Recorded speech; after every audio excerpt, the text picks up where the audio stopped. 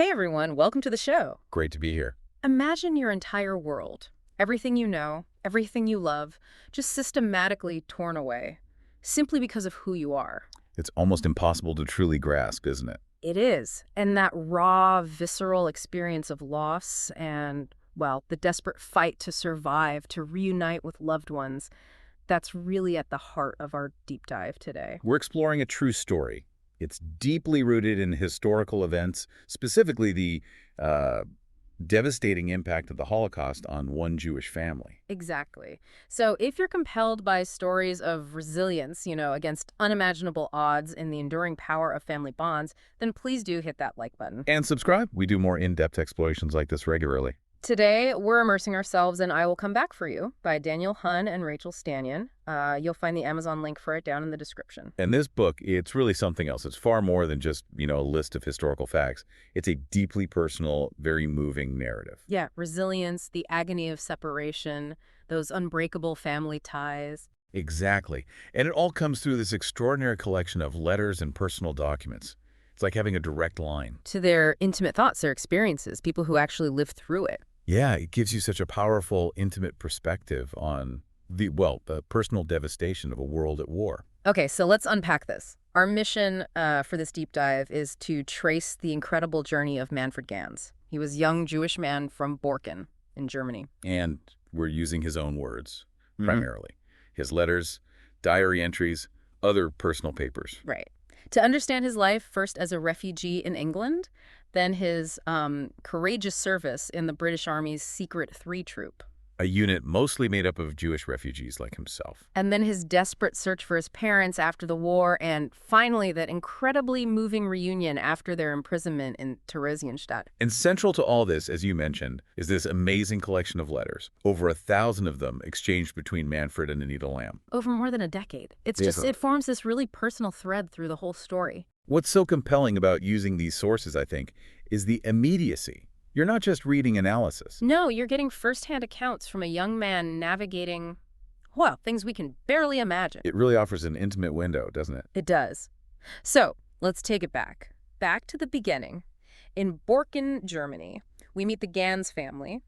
There's Moritz and Else, the parents, and their sons, Carl, Manfred, and Theo. And by all accounts, they had a pretty comfortable life there. Middle class, Moritz, the father, was quite involved locally. Vice chairman of the Jewish community, wasn't he? That's right. And education was clearly a big priority in their household. The boys had Hebrew lessons. They went to a local Catholic high school. And then later, a more Zionist-focused education, too. It paints a picture of a family really rooted, in their German-Jewish identity, their community. Absolutely. Which, of course, makes what happens next, the displacement, the loss, even more poignant. It just underscores the brutal impact of the Nazi regime on established lives. Yeah. These weren't people on the fringes. They were part of the fabric of the town. Precisely. The emphasis on education, community involvement, it shows how embedded they were. Interestingly, the eldest son, Carl, he'd already left for Palestine back in 1936. Right. And that move was a significant break for him. He rejected his Orthodox faith, even his German name, became Gershon Kadar in Tel Aviv. That early emigration and Carl sort of consciously shedding his German identity, his religious background, it does foreshadow the forced displacements and identity shifts the rest of the family would face. It shows the pressures were already building, even in the mid-30s. Exactly. Carl's choices reflect that growing awareness within the Jewish community, the need for a safe haven, and the different paths people were starting to take. So despite these, tightening restrictions in Germany, young Manfred seems to have been trying to hold on to some normalcy. You get glimpses of it. Bicycle trips, the cinema. Reading banned books, even. Yeah. And political debates with other Jewish youth. And it's around this time that Anita Lamb comes into the picture. Her family was in Berlin. And they connected how? Summer holidays. Yes, at Landwerk Neuendorf. It was basically an agricultural training camp, a Hochschule run by the Zionist movement, preparing young people for potential emigration to Palestine. So again, that active preparation for leaving was already happening. Definitely. Landwerk Neuendorf was crucial. It gave practical skills, sure, but also a sense of community, shared purpose for young Jews facing such an uncertain future. It was a place to sort of envision and prepare for a different life. And it seems like Manfred and Anita's bond started forming there. Okay, fast forward a bit. July 1938, the Lamb family emigrates to the USA. And shortly after they leave, Manfred writes his first letter to Anita. And even then, you see his personality, right? That quote. Oh yeah, it's quite striking. He tells her, "Take in as much as you can yourself. This way you mostly see things as they are. Otherwise, you're just looking through other people's eyes." Such independent thinking for a teenager, encouraging critical observation. It really is remarkably insightful for someone so young. Speaks to a level of maturity, intellectual curiosity. Probably helped him navigate what was coming. He wasn't just going to accept things at face value. No, clearly not.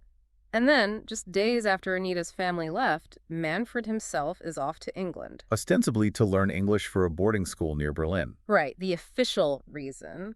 But the underlying reality, the much more pressing reason, was seeking safety. Absolutely. He stayed with the Jacobs family in London, Golders Green, learning English, exploring the city. London must have felt incredibly different compared to the atmosphere in Germany by then. A sense of freedom, perhaps. For sure. A vital, if temporary, respite from the escalating persecution. A place where, maybe for a moment, just being Jewish didn't immediately mark you as a target. Some semblance of normalcy. But his parents, back in Borken, they started getting worried about him returning. Understandably. The situation was deteriorating rapidly. They urged him to stay in England. Which left Manfred feeling pretty uncertain, I imagine. Yeah. He sought advice from Salomon Adler-Rudel, who was a key figure in refugee aid. And the advice was? Take the matriculation exams, the UK university entrance exams, and then aim for Palestine. And Manfred was committed to that? There's that determined letter to Anita? Yes. Whether in war or peace, my place is only there in Palestine, and that is true now more than ever. It really shows that strong Zionist feeling among many young Jews then. Palestine is the ultimate refuge, the homeland. That conviction must have provided some focus, some purpose in all that uncertainty. I think it did. That yearning for self-determination, a secure future, it fueled the movement. So, the late 30s, things were getting harder and harder for Jewish refugees everywhere in Europe.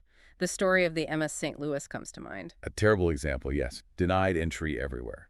And even in England, Manfred was hesitant, didn't want to join the air raid precautions because of his passport situation. He was in limbo. Exactly. Caught between the dangers they'd fled and this uncertain welcome. Yeah.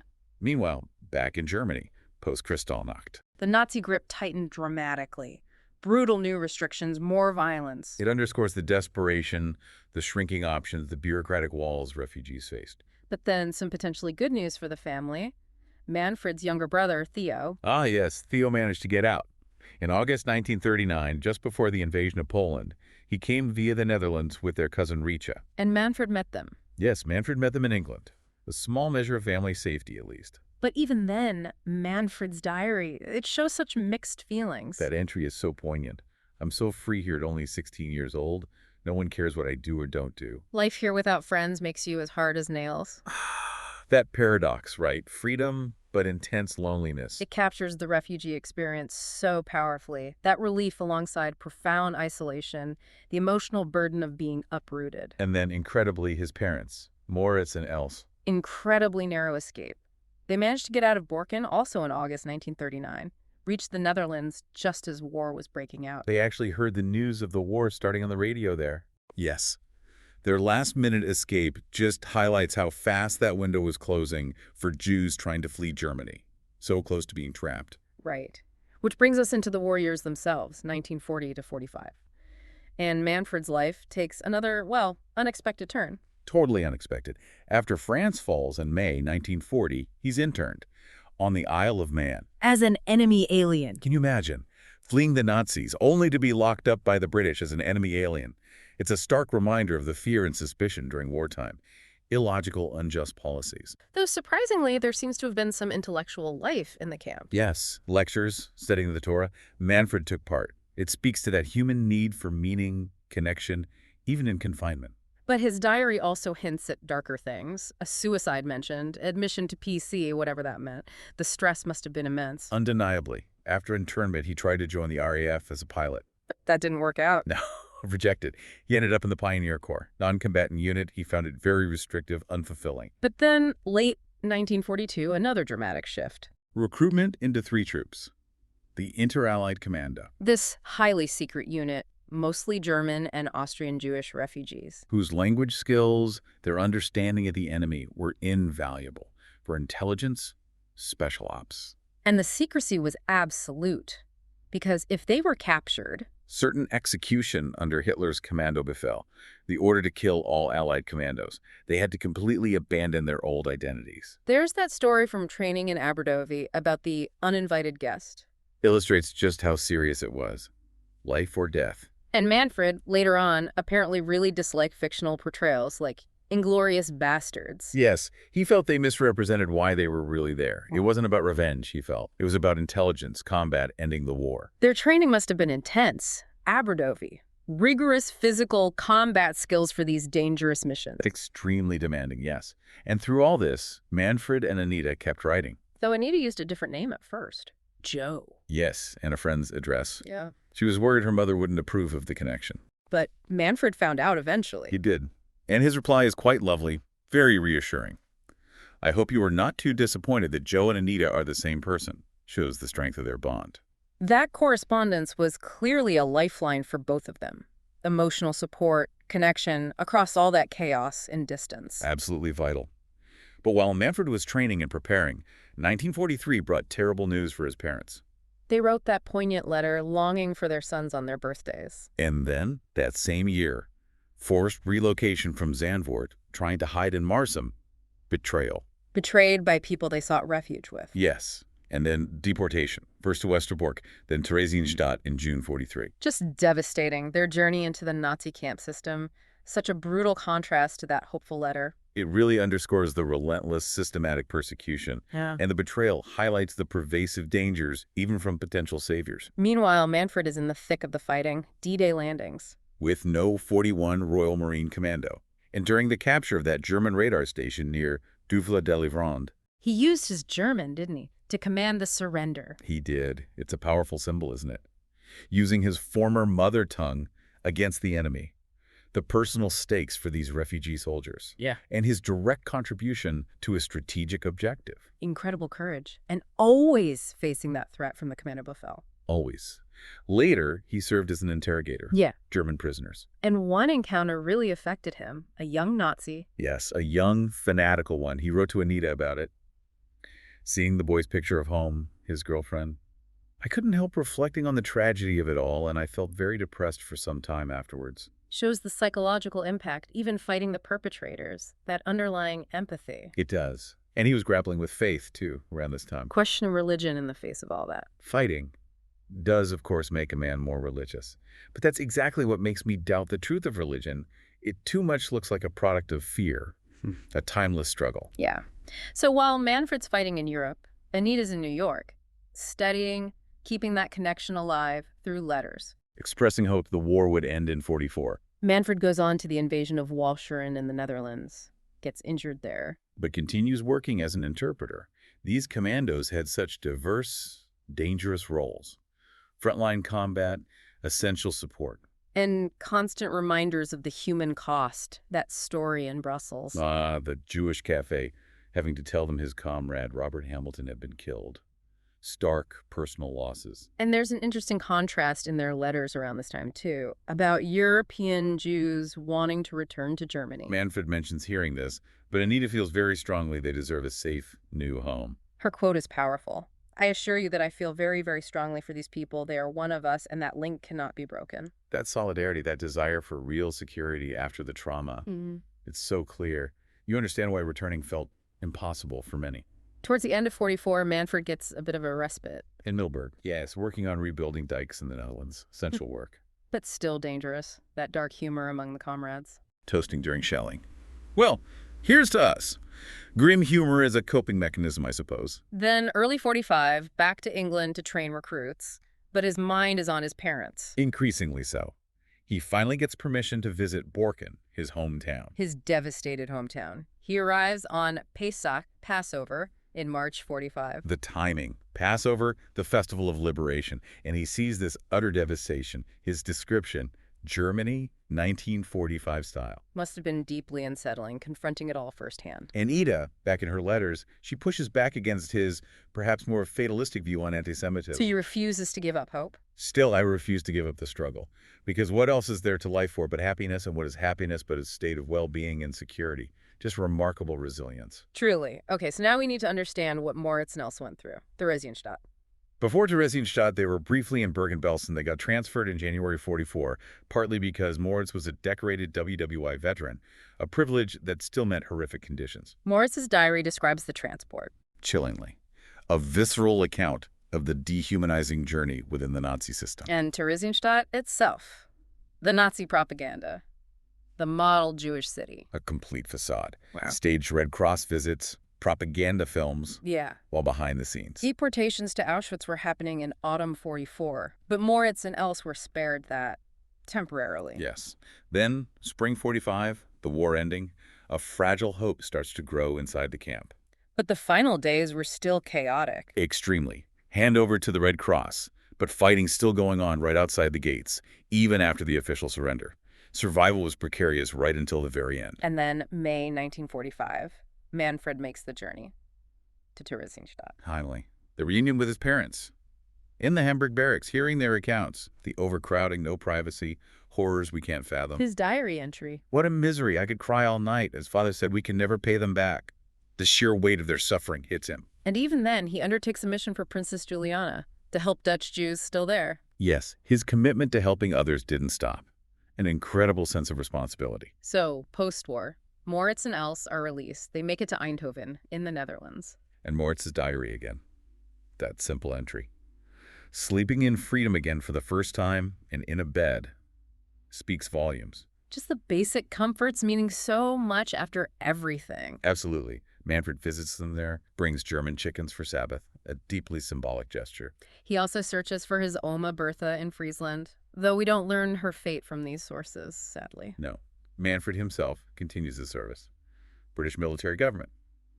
Back in Borken and Recklinghausen. Internment camp number 4. Dealing with former Nazis, camp guards, a difficult, disillusioning task. You see it in his letters. The cynicism, the frustration, lack of remorse, self-serving excuses. That quote about cracking up, "Are you surprised, kid, dass ich hier langsam überschnappe?" It shows the strain. And his sense of justice is fierce, refusing to help his former biology teacher's denazification process. Holding him responsible for the deaths of Borken's youth. Powerful stuff. He was also just weary. Disillusioned with attitudes he saw, weary of military service. Understandable after everything. But amidst all this, the connection with Anita deepens again, through letters. Yes. Manfred's skeptical about writing a book, feels unsuited for a petty bourgeois existence. But their letters become more playful, more meaningful, hinting at deeper feelings. Exactly. Meanwhile, Moritz, with help from Hermann Fink, is trying to reclaim his property in Borken.